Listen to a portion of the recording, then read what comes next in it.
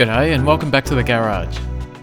In previous episodes of the RM250 build, the front suspension and steering was completed. In this episode, we'll make a start on the rear suspension, beginning with the installation of the swing arm. Let's get started. So just like the rest of this bike, the swing arm was in poor condition. Even small things like this brake hose guide show all the signs of a hard life.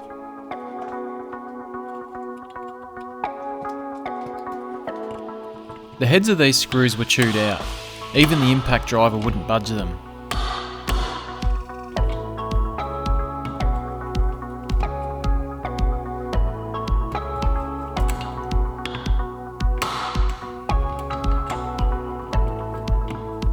So, some more extreme tools were needed.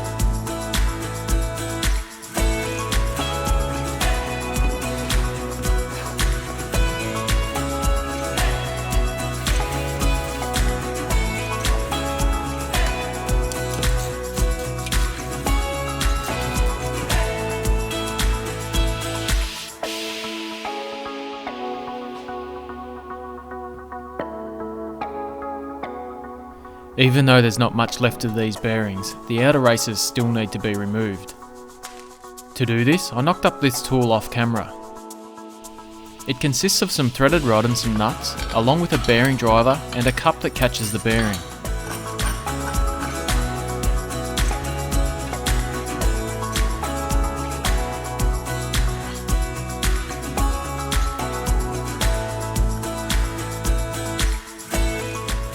With the nuts tightened, the bearing is driven out of the swing arm and into the cup.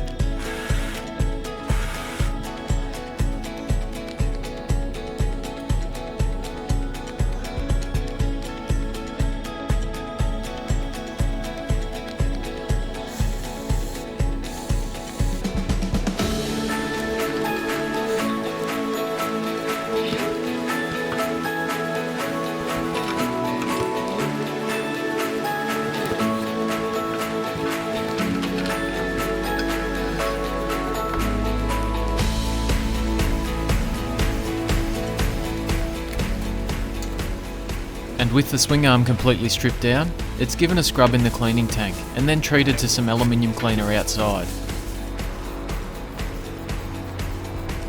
My intention was to give it a thorough clean myself and use it as is, but it was at this point I received some other alloy parts back from hydroblasting.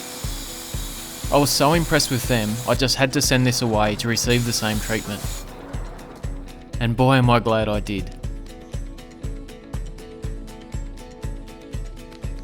I've got to say, Mark at Pioneer Finishes in Queensland worked a miracle on this one. It's been completely hydroblasted and then finished with a brushed factory look. The transformation is just amazing. Check out the description below for a link to his website.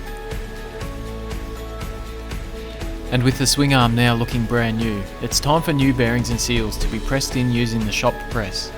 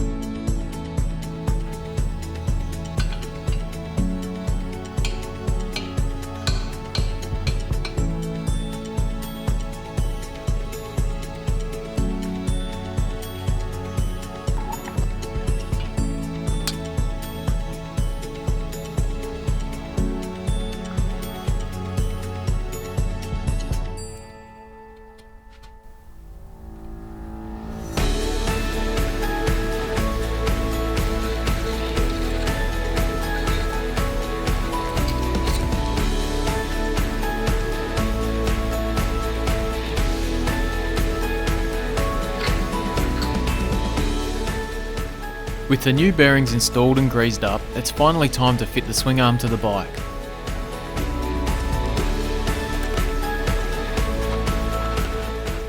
One problem though, I forgot to fit the chain slider. Actually, no, make that two problems. I've actually installed the whole swing arm upside down. That chain slider should be on the other side.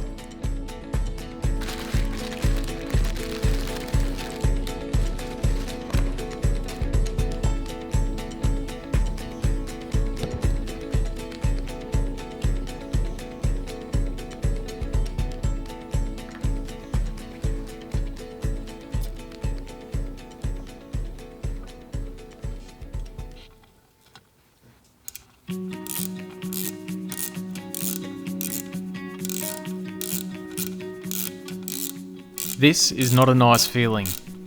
That bolt should be tightening, but it's not. That thread in the swing arm is stripped.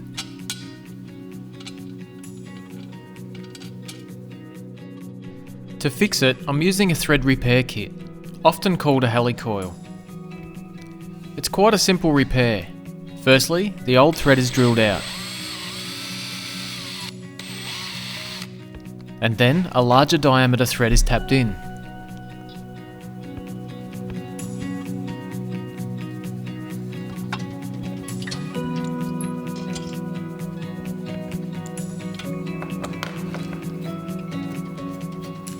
And then a new stainless steel insert is screwed in.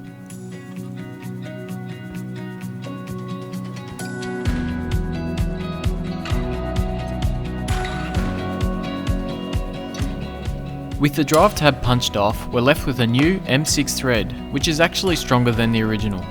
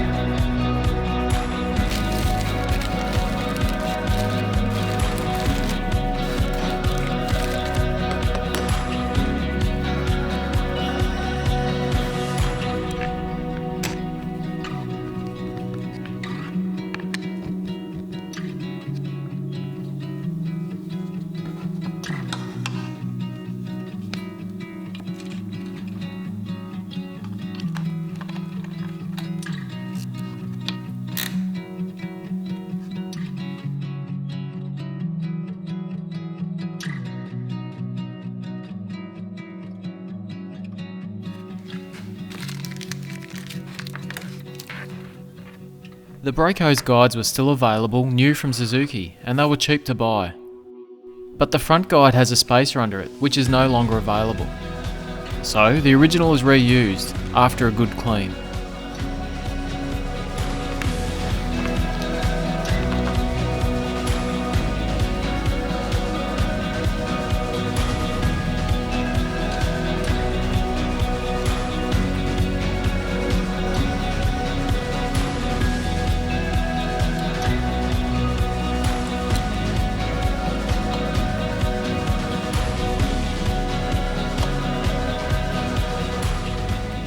Some other no longer available parts are these crusty old inner plates. Before installing them, I'm using a process we've seen before in this project, zinc plating. But first, the parts are sandblasted to remove all of the corrosion and grime.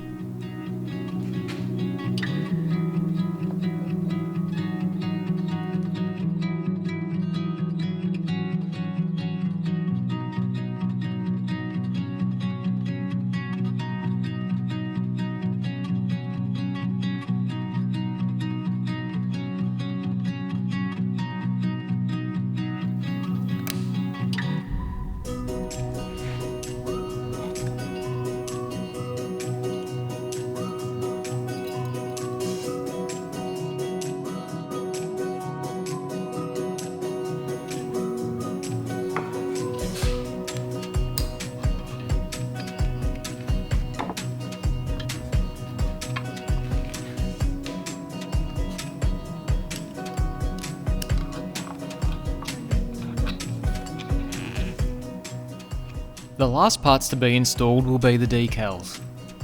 But first, I do some research on where they should be exactly positioned.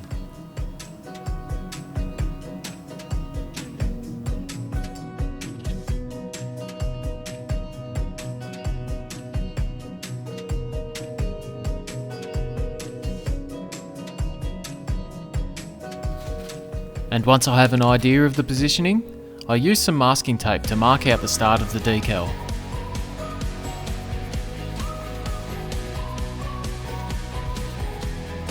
A simple trick is to remove a small strip of the backing. This helps easily position the decal before committing to sticking it down.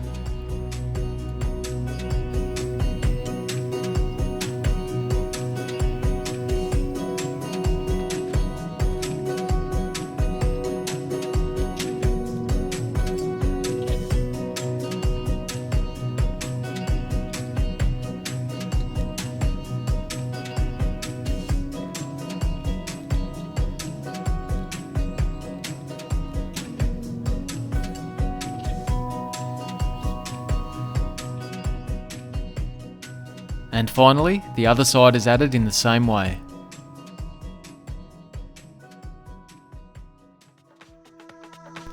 And that's the swing arm complete.